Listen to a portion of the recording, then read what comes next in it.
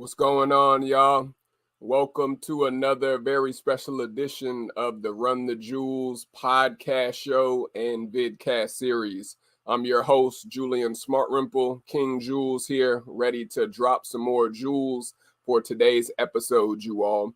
As we are literally winding down as we go into a new season, you all. Thank you for tuning in. Shout out to our wisdom listeners that are tuning in for the exclusive Q&A with my very special guests and also on Twitter Spaces. But if you are joining us for the first time for the RTJ show, the RTJ Lifestyle Show was created to spread inspiration to young professionals and millennial entrepreneurs who want to learn wisdom on how to shine brighter in their careers or their businesses. And so if you are a millennial, big up to the millennials that are tuning in and listening. Shout out to the Gen Zers. And even if you are a baby boomer, we still have love for you. We know we definitely celebrate the baby boomers still. But shout out to all of the entrepreneurs and young professionals that are rocking with us. Also for our guests, if you are interested in being a future guest on the RTJ show, all you have to do is click the link that we're putting in the comment section right now to allow our team to comb through your application and see if you have what it takes as a shining jewel. If you are a king or a queen with a dynamic testimony, or if you are a business owner, or even a young professional that is really trailblazing in your career or your industry, definitely click the link to sign up for our applications for our next season. And then finally, we do have a lot of guests that are going to be answering any questions for you all who are listening on Twitter Spaces and also on Wisdom. And so you can listen to us on all podcast streaming platforms that you listen to your favorite podcast at. Just search for the Run the Jewelz podcast show with my cover art. And literally, you will be able to listen to our episodes from season 1 all the way now to season 4, you all. And so shout out to all of our guests that have been our VIP jewels for this season. If you have any questions, wisdom listeners or Twitter space listeners at any time, feel free to put them in the comment section below. This is a live Q&A show. I'm just the humbled host. So we are about to get ready to dive in for our very special VIP guest. I actually came across this dynamic queen by way of one of our all-star partners. Shout out to the Midnight Prayer Watch hosted by Delta Williams. You literally definitely need to listen to the Midnight Prayer Watch also, which is one of our star partners for the Smart Jewelz Network. But we came across this young queen by way of a phenomenal agency, a podcast agency by the name of Pod People. And literally, she's the VP of community. I'm excited to see exactly how she's been able to progress with her career when it comes to literally aligning people into podcast careers or freelance or consultant positions in the audio, also entertainment industry. And so today we're going to be talking with her about how to pivot into audio and entertainment as a career. And this is a very popular subject because, as we know, podcasts are literally blowing up. It's still early in the industry's genesis, but you got to get in now before everyone saturates the market, you all. And so I'm excited to talk with our very special VIP guest, Miss Jasmine Hammond. Jasmine, how are you doing today? I'm doing good. Thank you so much for having me, Julian. I'm so excited to be here. Yes, thank you so much for coming on and dropping the jewels with us this morning. I thank you for taking time out to share your jewels of wisdom with us. Absolutely. And you were sharing so many wonderful things about the audio space already, so I'm happy to add more to what you already know and what you're already adding to your audience. It's really awesome. Absolutely. And Jasmine, what we usually do is we have our special guests tell us, Jasmine, where your hometown is, where you're currently streaming with us today for the episode, and why is this an important subject for you to talk to us about this morning? Yeah, 100%. So I am Jasmine. I'm actually from Dinwiddie County, Virginia, which is a really small rural county in Virginia. I grew up in farmland, Virginia, but I slowly moved my way up the East Coast. So I lived in Philly for 8 years, and now I live in Brooklyn, New York, and that's where I'm streaming from. With this, I am the VP of Community at Pod People, as Julian shared, and I have a really interesting background from theater into the audio space, and it's super important to talk about this. One, the community aspect where we are trying to make audio accessible to all. Audio is a wonderful medium for people to get into. You can do all types of audio projects for relatively cheap, and then of course you can increase them as your income becomes more profitable in this space. But it is a really accessible way for us to get dynamic stories out into the world, and so it's very important to me as a community-driven person to be able to provide those accessible opportunities to people who want to share their story, who want to get different voices and marginalized voices uplifted, and that's why I'm here. Really excited to talk more about it. Absolutely. We thank you again, Queen, for taking time out for the Jewels. For those who are still listening or just catching us, we're here with Miss Jasmine Hammond, who is talking to us about how to pivot into audio entertainment as a career. And so, again, Wisdom listeners or Twitter Space listeners, if you want to ask any questions of Jasmine, feel free to come onto the stage. Don't be shy. But Jasmine, I definitely wanted to know, like, how did you get into audio and entertainment? Because from what I researched a little bit about your background, and you could tell me if I'm incorrect or if I'm off-putting with that, but you came from a theater and production background is what I remember researching. So tell us, how did you go from theater, and what did you love about theater and production that allowed you to pivot into audio entertainment? 100%. So I'm an educator first and foremost. That's kind of where my background started. I always wanted to be a math teacher growing up, and then I realized that it wasn't fun enough for me. So I also really love theater as a hobby, and I was trying to find that middle ground about between like how can I teach people, but also how can I use this really interesting medium of theater. And so I went to school for theater. I made a bunch of contacts, and I started to do some educational theater projects, including some children's theater tours. And the big thing about theater, it's networking. I think anything in the entertainment space is networking. And literally a networking theater project that I did in 2013 ended up leading me to my VP title at Pod People, which is so interesting. So basically, I was doing a children's theater tour. I decided to stay in the education space more. I became the resident teaching artist at a really big regional theater and moved up into an assistant director of education role. From there, a lot of people in Philly were seeing some of my work that I was doing. I was doing a lot of work in accessibility education at that time. So I was working a lot with students with special needs, students with different disabilities, and providing space for them to perform.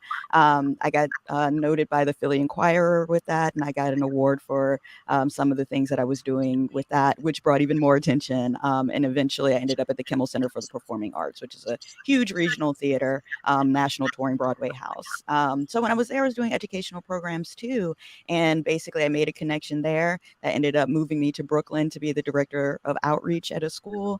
And then while I was doing that job, I got an outreach from someone I was on tour with in the children's theater tour, who said, "Hey, we have this company called Pod People. We're looking for someone to do some community work. You're doing some awesome stuff. I've been watching you for almost 10 years. Would love to bring you over." And so they basically recruited me from there. So I started off as the director of community, moved up to senior director in a few months, and now I'm VP of community there. I think my love of theater and connecting people and creating these educational spaces really helped me in my current job, where it was truly theater is about making empathetic connections with people, and that's what I do in the audio space. In theater, of course, there's all these different careers, and so I was mostly actor, singer, dancer, turned director, choreographer. But with that, you have to know all the moving parts of what's going on with the show. So the audio space is, of course, a part of a musical. You have to know what's going on with the sound, the dynamics, making sure everybody can be heard. And so that little bit of a touching point there really expanded my career in the audio space over here. And transparently, I'm still learning a lot about audio. I feel kind of nerdy with my setup here. But, I really think that the combination of my experience in the theater is starting to transfer in a really cool way in this audio space. I love it. Shout out to all the fellow educators like Jasmine, and even I come from an educator's background, Jasmine. So it's always a pleasure meeting fellow educators that are still using their ability to educate, teach, and develop not just youth, but even adults now in your role as a VP of Community for Pod People. And so we appreciate all of our fellow educators, no matter where you're at in the world. But I know I definitely wanted to give a big up to Brooklyn. My mother is from Bed-Stuy, Brooklyn, Jasmine, and born in Jamaica, Queens. And so we always got to show love to those who are in the New York, in the tri-state, or even the New York community in the boroughs. But definitely, I want to hear more about like your technical skills that you developed in theater that helped you excel very quickly in audio entertainment. But we're going to go to a quick commercial break to allow us to literally highlight our VIP affiliate partner with the RTJ episode for today. Each and every episode, we highlight either an affiliate partner or a VIP sponsor for our episodes. If you are a small business owner, or even if you are a young professional that has a product or a literal service that you want to highlight, feel free to click the link that we're putting in the comment section below to have your business and also your product or service seen or heard with our international network. So shout out to our VIP sponsor for today. Let's take a look and see who it is, y'all.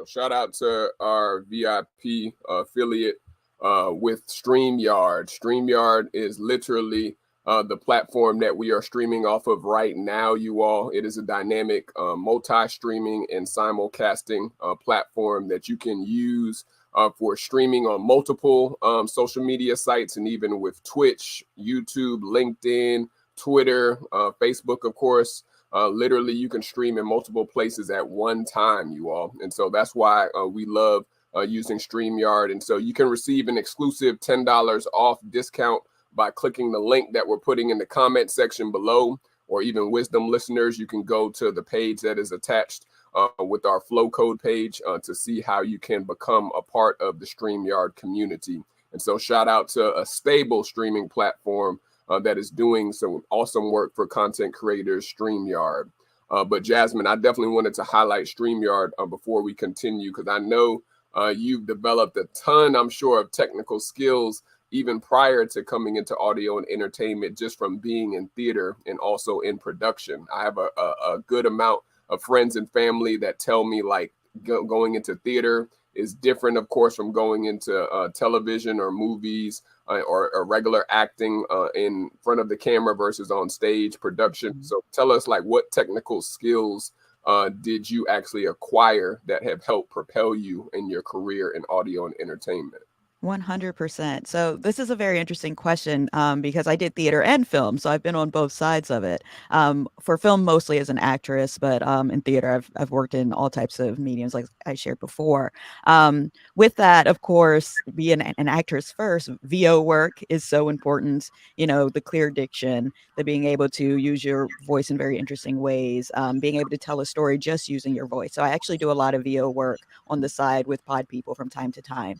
Outside of that, my background's truly in like live performance production, and so we do a lot of events at Pod People. All of our events are free for our community to attend, and so it's all about creating very interesting, dynamic events where our speakers are comfortable and feel good in the space. And so I have a lot of technical skills in virtual event production that goes along with our podcast recording and our live events that we do in the virtual space. Outside of that, though, in my technical side for theater, I was in the sound booth a lot. And I spent a lot of time figuring out, like, how do we make transitions happen? How do we do different, like, volumes and things to tell the story that we're trying to do? And so I've been able to add that skill a little bit to the work that I'm doing at Pod People, where I can listen to things and see if the story is really being told by the audio levels that we're presenting, if the sound is really coming through. And I use those skills a lot with our community when they send me audio samples and they're trying to make beautiful portfolios. And I'm able to really listen in to figure out, like, what is the story that they're trying to tell with who they are in their professional career? What notes can I give them based off my director experience? And then outside of that, it's just really small things too, where it's like, I can't hear the people in your podcast. Like, let's look at those levels together. Let's see what we can do to make it really clear. I'm hearing some ums and uhs in your recording. You know, that detail oriented listening to tell that story is super important in theater, including the physical story, but being able to really zone in that. Outside of that, like the mic kits, the headphones, just making guests feel really good in podcasting and what you can do to make sure everybody's sounding the same, everybody's feeling good.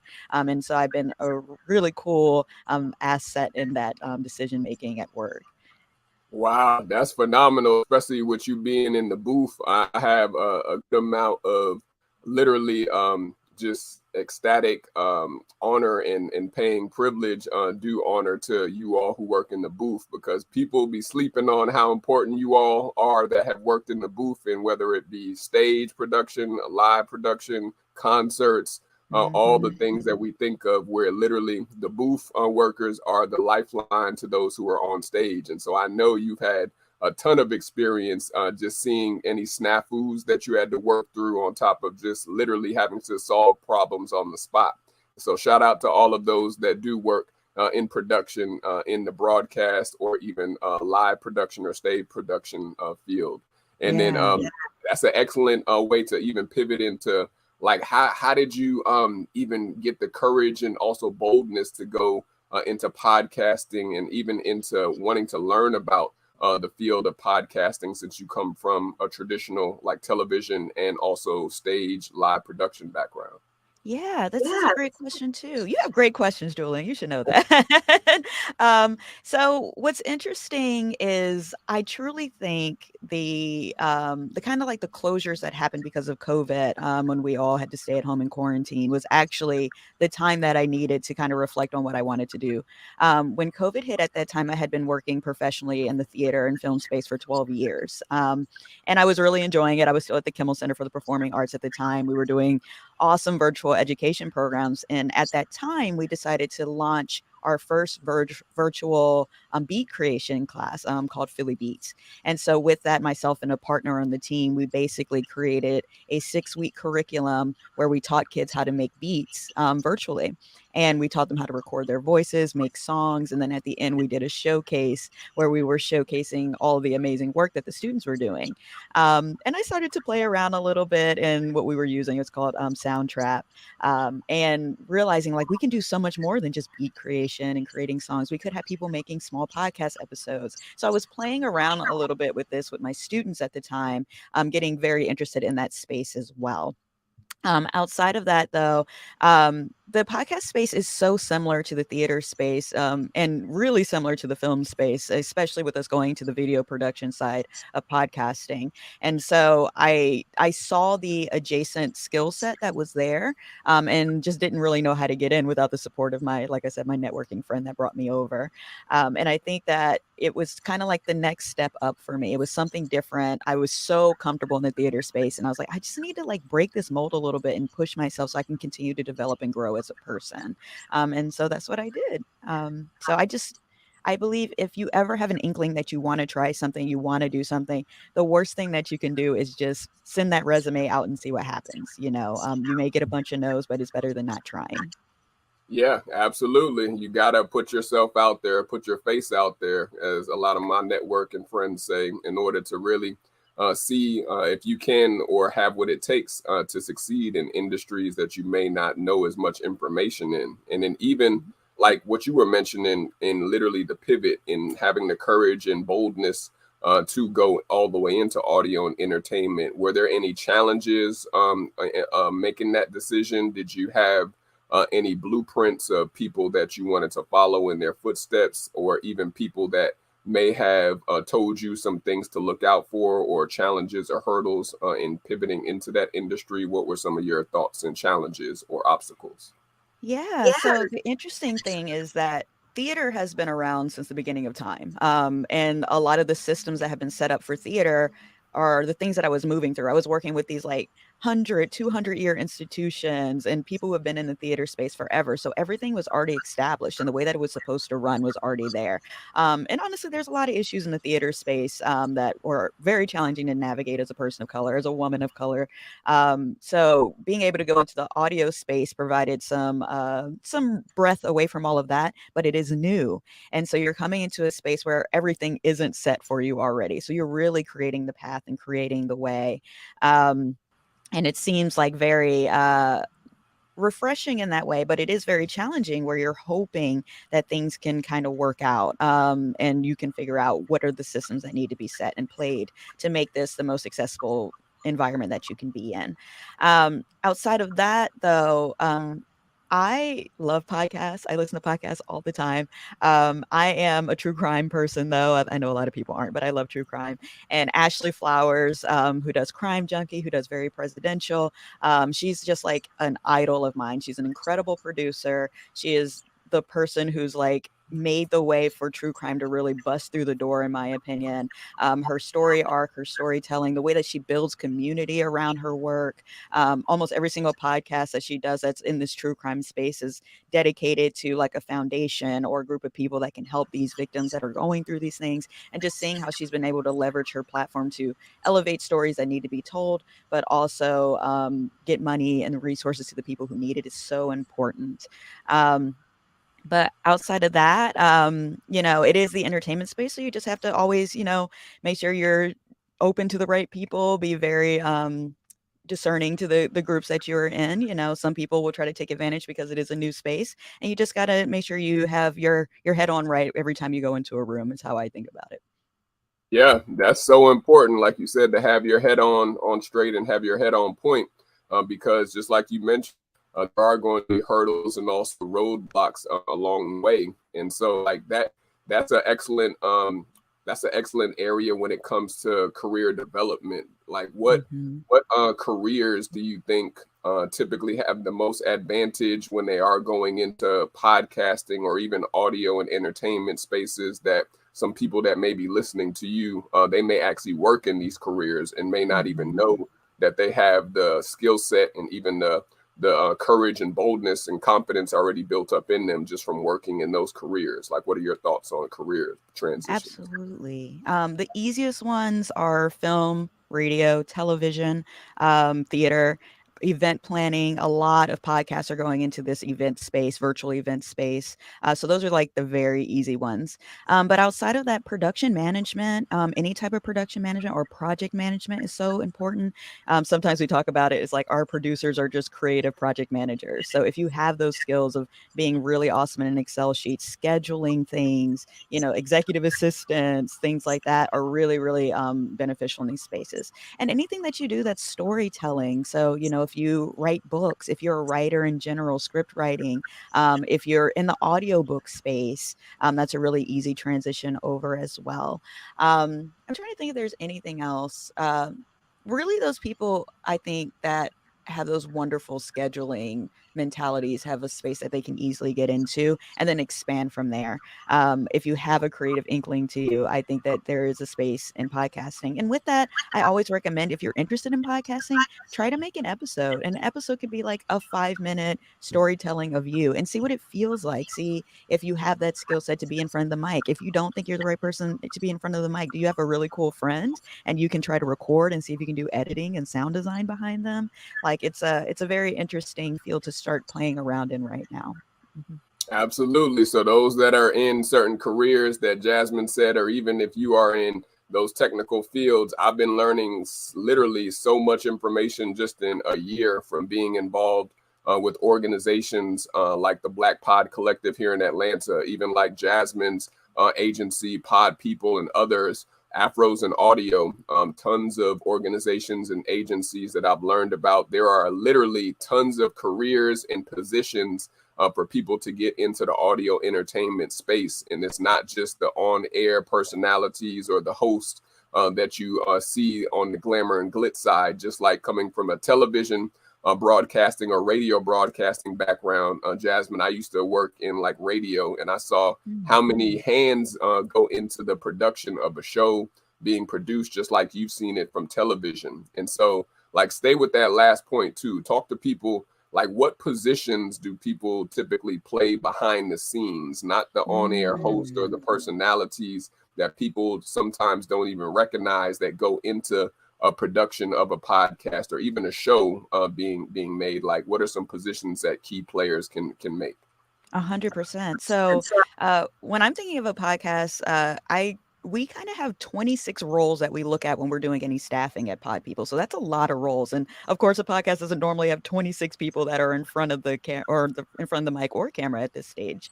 So a lot of the behind the stage, we have producers, and there's like 4 different major producer roles: associate, assistant, executive, supervising. So those are kind of the creative lenses, the people who make sure that the arc of the process is happening and going really well. We have the project managers, we have the production managers, sometimes sound designers, sound editors, mixers, masters.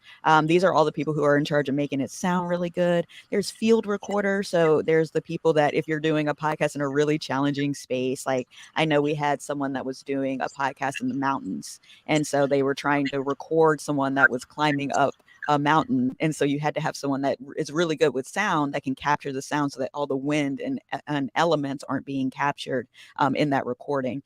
Unless it's purposeful, of course. Outside of that, on our internal team, we have our graphic designer, who is amazing. We have our video production folks as well, who are in charge of making sure that the recordings look good, who edit our recordings as well.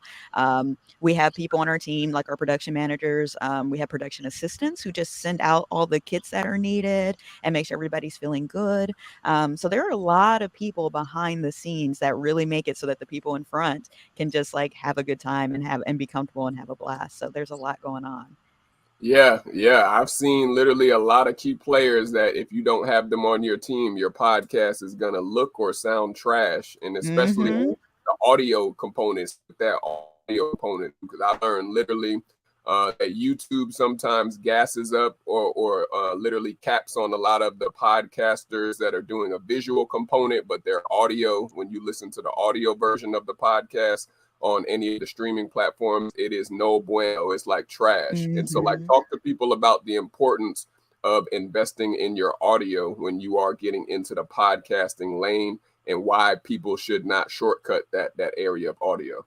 100%. I recently read somewhere, I wish I could remember where it was, but it was talking about the importance of audio in podcasting, which is an audio forward medium. And it was saying, if in the first 15 seconds of a recording, if the audio isn't good, 76% of your listeners will drop.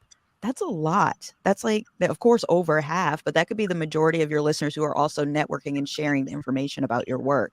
So audio is super important. You know, it's amazing what you can actually do with audio. A good mic, a good pair of headphones can do it. Sometimes people just use like the Pro.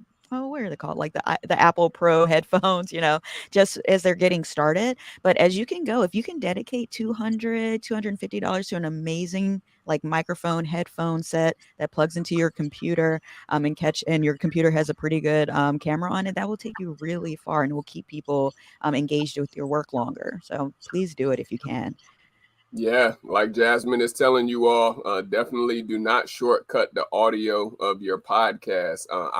I've even had our team, just like she said, upgrade into different equipment since first starting off on streaming our podcast episodes to get to a better streaming platform. And the audio, we purchased equipment. So like Jasmine is saying, if your visual is on point, even with it being on YouTube or other places that you may show the visual interviews, if the audio sucks, then you're going to lose, as Jasmine said, a ton of listeners in the first literally minute, you all. But stay with that point too. I heard you speaking about some of the categories that you like true crime, and especially the mystery categories I know are very popular from others that I've talked to that have been in the podcast space for a good or a decent amount of time. Like, what are some of the categories that you see, especially from the pod people's perspective, that are most popular to go into, or even some of the ones that are up and coming that others should consider getting their podcast into? 100%. So this is interesting because I love true crime, but true crime is one of the like most heavily participated in podcasting sphere. So it was actually really hard to get attention when you're in that space because so many people are doing it, and it takes a lot to do it really well with the like investigative portion of it, making sure you're reporting really well. So even though I love it, it is a hard field to get into. Outside of that, though, I really love pop culture. Pop culture podcasts are blowing up everywhere. We work with People Magazine, and it's one of our largest podcasts that we have, where every single day it's a daily podcast. We're talking about something that's going on. So like when the Queen passed away, we were talking about that. When all the stuff that's happening with this movie that's coming out, with all the drama with Harry Styles and Chris Pine, we're talking about that, and it blows up. So that's a huge one. Dating advice podcasts are actually really popular as well. And financial podcasts are picking up really, really big too, especially for millennials, which, this show is dedicated for. So talking about purchasing homes for millennials, property for millennials, the best way to invest and create financial backing for millennials. So that's really picking up as well. Yeah, Jasmine is dropping a ton of jewels and letting you know the categories that you should either be getting into from the start, or either if you are considering pivoting into those categories, those are the ones that are hitting all across the board. I've heard, just like she mentioned with true crime, all of the podcasters that I know say that that's where the money is, in getting in that career, that category for podcasting. And then, of course, like she said, pop culture is definitely popular too. And so that comes to like people who are literally trying to spice up their resume. I know you probably look along with your team at a ton of resumes where people may not have the technical resume or the production resume because they may come from a traditional for-profit company where they didn't have a lot of technical skills that they attained. Like, how should people like spice up their resumes to have a separate production or technical resume for going into audio entertainment? What's some advice you can give? Yeah, there's two things that I always like to remind people: that the podcasting space is new. It's really only been around for like in this wide media space for 7 to 8 years with the release of Serial, which I also love. Serial's amazing. But in the audio space, a lot of people are aware of that, of course, when you're looking for jobs and things like that. So they don't expect your resume to be 100% full all the time of audio work. So what I actually ask our community to do, because I look at maybe 100 resumes a week at this point, is if you do have any audio work, make sure at the top of your resume where you have work experience, you're putting that there. And then all of the other jobs that are not that, but could be related to that, you put under relevant experience. So you make two different sections so that people can see that you're not trying to fudge around and pretend like you've been in the audio space forever. People get it if you haven't done that. The other thing you can do, YouTube University is my best friend. So go on YouTube, go on LinkedIn if you can, and go ahead and take some classes, practice some things at home, start developing those skills yourself so that you can actively put them on your resume and feel good about them. I've taken so many courses on LinkedIn, like hundreds of hours of courses, just in like the project management space, just to make sure I keep my skills up to date, even though I've been doing this forever, and there's nothing wrong with that. It actually helps you in the future. So, educate yourself, figure out how to do that. You can do it for free, I promise you. Add those skills to your resume. And the other thing that I always try to remind people is if you are open to moving or living in a different space, be careful about how you put your location on your resumes. Some people read that as like, if I put New York, they read that as like, oh, she wants to stay in New York forever. And that's not necessarily the case. Remote work is huge right now. But just be aware that like sometimes a job will ask you to travel or go places, and sometimes the way we put our locations can limit us. So be aware of that. That's some jewels of wisdom that Jasmine is dropping on you all today. Definitely, literally, the resume is key. I've even been learning the importance of having different resumes for whichever career or freelance or creative positions that you are applying for. So Jasmine just literally drew out the blueprint for you all to start. Shout out to LinkedIn too. I see you're very active on LinkedIn. We always give a big up to LinkedIn on here because a lot of professionals aren't even on LinkedIn and they're missing out on a ton of opportunities to network and even build and net weave, as my mentor Keith says, with other like-minded professionals. And so shout out to LinkedIn. But I know we definitely want to talk about pod people. People need to be educated about pod people. I forgot to mention, Jasmine, when I went to the Black Pod Festival with Ona and her team this past summer, literally heard from most of the people that I met, they were like, you need to find out and get connected with pod people. And I know y'all were at the Black Pod Festival having a table and also being a sponsor, but even people that were coming from out of state knew about you all. So tell people what is pod people and why folks that are getting into especially podcasting or even audio and entertainment need to be noticing you all and also be affiliated with pod people. Yeah. So one, I'm sad I didn't see you at Anna's event. I love her so much. So I mean, I was there with Ashton, who's the friend that brought me into Pod People. And he did a wonderful presentation there. So we just miss each other somehow. So I don't know how that happened, but next time, I'll see you next time. Absolutely. Yes. Yeah, but Pod People is a production company and staffing agency that's powered by a community of 2,500 audio creators. So with this, we have a production leg and a matchmaking leg that we use our community members to get into different production jobs. For our matchmaking leg, what happens is we work with clients like Wondery and Gimlet, Lemonada, and they already have production teams happening. So what we do is they'll sometimes reach out to us and say, hey, we already have a team, but we need one specific person to fill out the team. So we are able to go into our community database and find the perfect match for them to add to their team. On the other side, we have our full service production, which is when some of our clients like the Netflix, the Spotifys, they come to us and they really want a full service production to happen, but they don't have the capacity to do it or something else is going on. So we'll do the entire production process for them with them kind of there for the creative oversight. And with that, we put our community members into that too. So it's our entire team working on that. We do all of this for free for our community. And with that as well, my side is that we are, I'm kind of the educational networking lens of our community. So I am in charge of creating educational events, networking opportunities, happy hours, different ways for our community to engage with each other in this virtual space. So we have like a wonderful social platform. We have a job board, anything to keep our community engaged in that way. And our goal is to create equitable audio experiences to uplift marginalized stories. That's kind of why we're here. And so we've been working with amazing clients to do that. We pride ourselves on our diversity efforts. Right now with our matchmaking, we try to put up at least 50% of our candidates are from marginalized backgrounds with a specific focus in ethnicity right now. And so we're always looking to have more community members, specifically of color, specifically of marginalized backgrounds, come in so that we can make sure that we're up-leveling you and getting you into these really awesome job opportunities that we have going on. Yeah, shout out to pod people. I know you all are doing some phenomenal work. And as you mentioned, you are very diverse, which is key.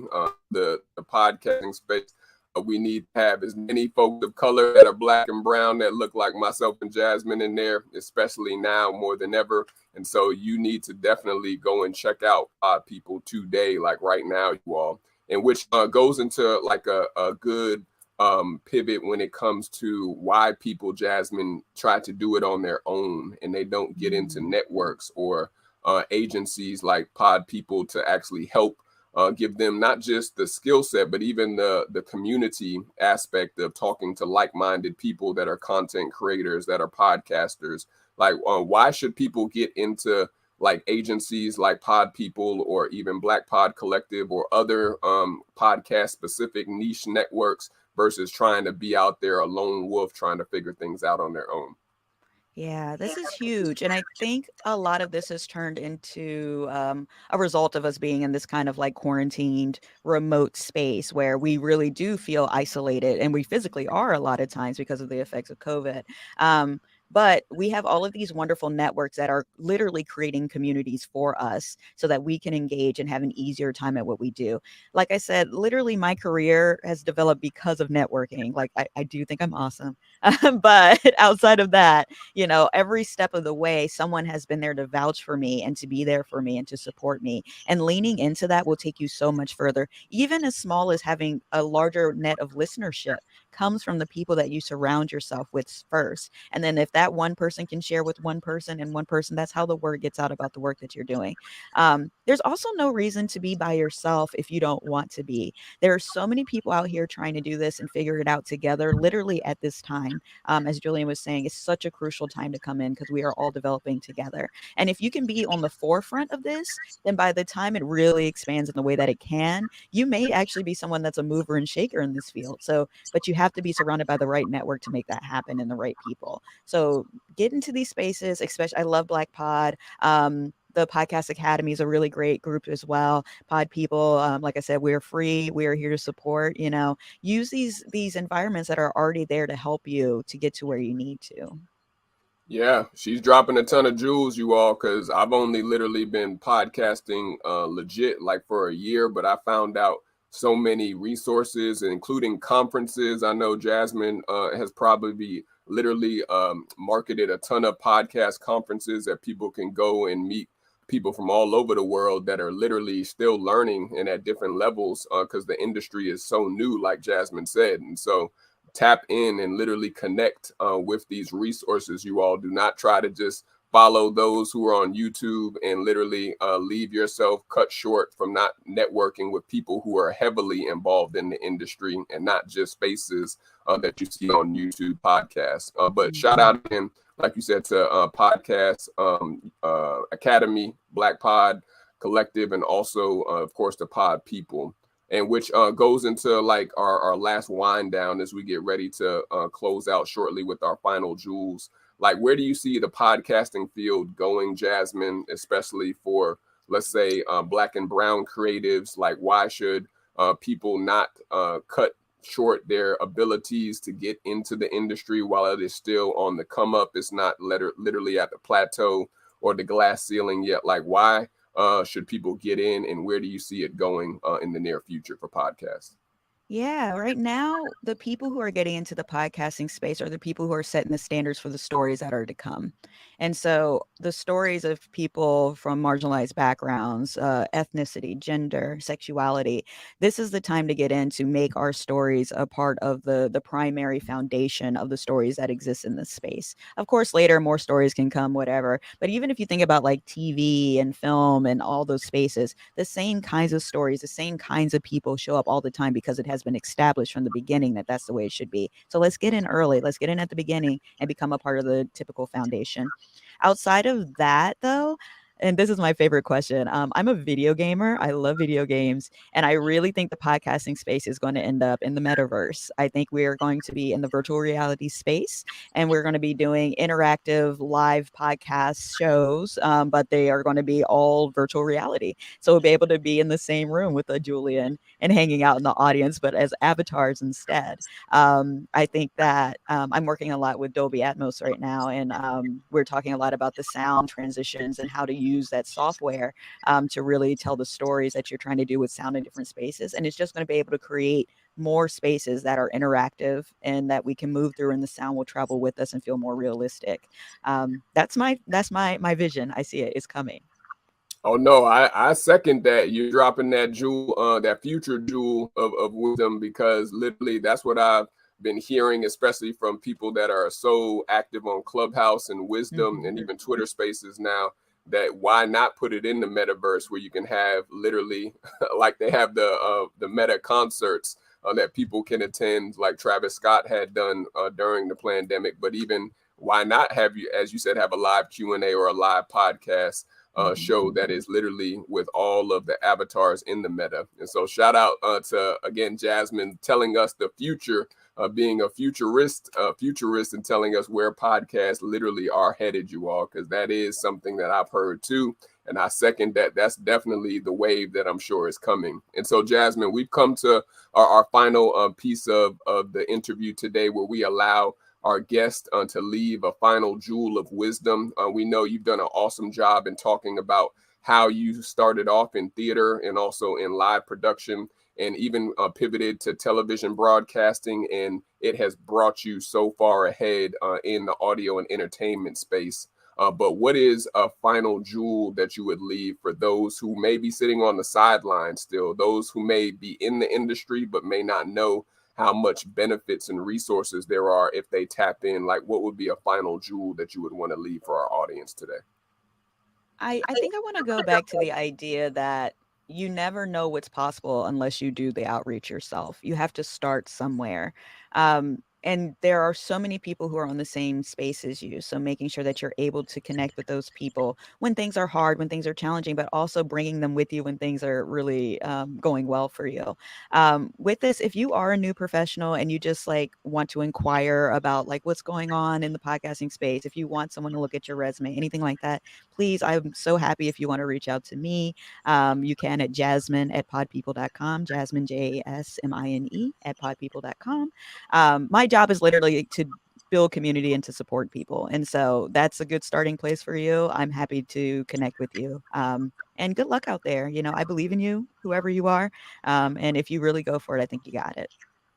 Absolutely. Jasmine is doing some major work in the community. Literally, she's the VP, you all, the Vice President of Community for Pod People. So she's someone who is a trusted leader in this space, especially for her agency and company, Pod People. And so she's telling you the blueprint, you all. Jasmine, how can, outside of your email too, how can people stay in touch with you before we say a quick blessing and a quick prayer over you for thanking you for coming on today's segment?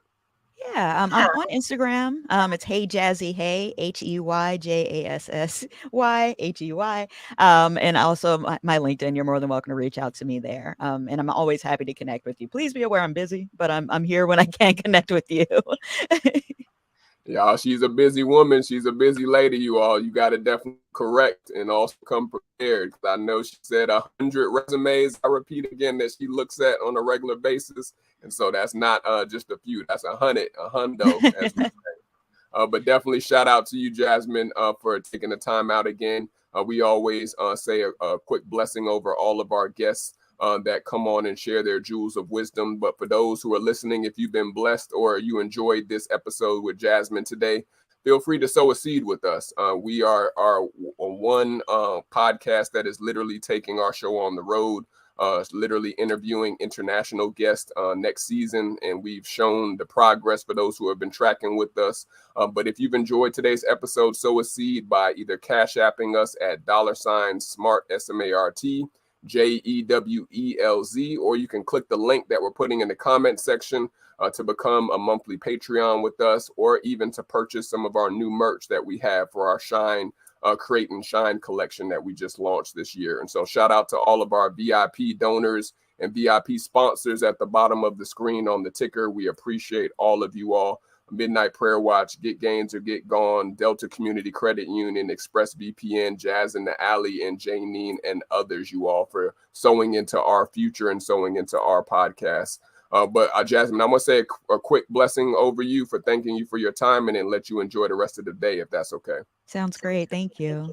Perfect. Father, I just want to thank you for Jasmine. I thank you for just the tenacity and the boldness that you placed within her. To just not just educate others, but even to sow into others and to let them know that they have a purpose, do have skills, and they also are building up their confidence to succeed in their purpose that you place within inside of them. We thank you for her passion and also her purpose in being in the audio and entertainment space. And we ask you to continue to guide her to those that will open doors that she's never imagined in her future, and also in her calling and also in her career. We thank you for who she is already helped, and even those that she doesn't know that she's helped along the way. And we ask you to bless her 100-fold plus for all that she's sown. May she receive it 100+ fold, and also guide her into new opportunities. I love you, Abba. I praise you, and it's in Yeshua HaMashiach, the Christ's name I pray. Amen. Amen. We appreciate you, Jasmine, for taking time out with us, Queen. I know I'm sure, meeting you in the near future face to face, because I'm getting connected with Pod People literally as we speak. And so thank you again for all you do for Pod People and also for the audio entertainment community. Thank you, Julian. Thank you, everybody, for taking some time to check it out. I really appreciate you guys. Absolutely. Have a great rest of the day, Queen, and we'll be in touch. Peace. Bye. All right, y'all. I'm going to do some quick jewels for thought. You heard directly from Jasmine, who is the VP of Community. That means that she is someone that builds communities and builds ecosystems. If you are not building community, you're not building tribes, you're not building an ecosystem, then you are not building correctly, you all. You have to have a network and also a community to literally build with. Otherwise, you are going to find yourself building alone. That is a jewel in itself. You have to find a community, a tribe, or an ecosystem to plug into. Otherwise, eventually you will find yourself building alone. You can't do this journey of life on your own. You have to plug into like-minded creators, like-minded content creators, like-minded individuals who know the path and also who have the blueprint to pass off to you. So again, plug in, you all, to Pod People, any of the organizations that Jasmine mentioned throughout today's interview, because you need to step it up, you all. You have to be able to apply all the knowledge that you are receiving, but also share it with others. Don't keep it to yourself. And so I'm going to give you some quick highlights of what we're doing for this season. You can stay connected with us at Smart, S-M-A-R-T, Life, J-E-W-E-L-Z. That's Smart Life Jewels on IG. You can follow myself on IG at King Jewels with a Z, Speaks. And then also check out SmartJewelzEnterprises.org. So that's www.smartjewelzenterprises.org to stay in touch with us throughout the rest of the year to see what our team and myself are doing. But take a look and see what are some other office services that we provide for podcasters and content creators.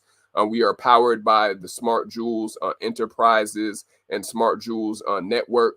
And you can reach new audiences with services that provide podcast show creation, live streaming services like the platform we're on, podcasts, technical assistance or live streaming assistance. Even if you're wanting to do webinars or to do online virtual conferences, our team has those services to provide for you as a content creator, a podcaster, or even someone that operates an online show. And so let's talk. Sign up for a free 30-minute discovery session by clicking a link that we're putting in the comment section, or you can go to www.smartjewelzenterprises.org. And then finally, we're taking our mission and our goal to the nations, you all. We've already gone to Asia, Africa. We've been in South and Central America this year, but we've been going to Europe, Australia, and even Antarctica eventually. But we're literally interviewing guests that are young professionals and entrepreneurs to talk about their country, their economy, their culture, and most importantly, their passions, you all. We're talking to people about what are they passionate about with their countries. And so stay tuned as we go on the road this next season, hosted by myself and also our very special VIP co-host who will reveal shortly. But we're taking the Smart Travel Jewels as the new show as we dive into this next season. And so listen to Run the Jewelz to find out more information about that as we step into this international journey full-fledged, with even having travel groups for content creators coming soon. So stay tuned, you all. But take a look as a preview of what's to come, and we appreciate you.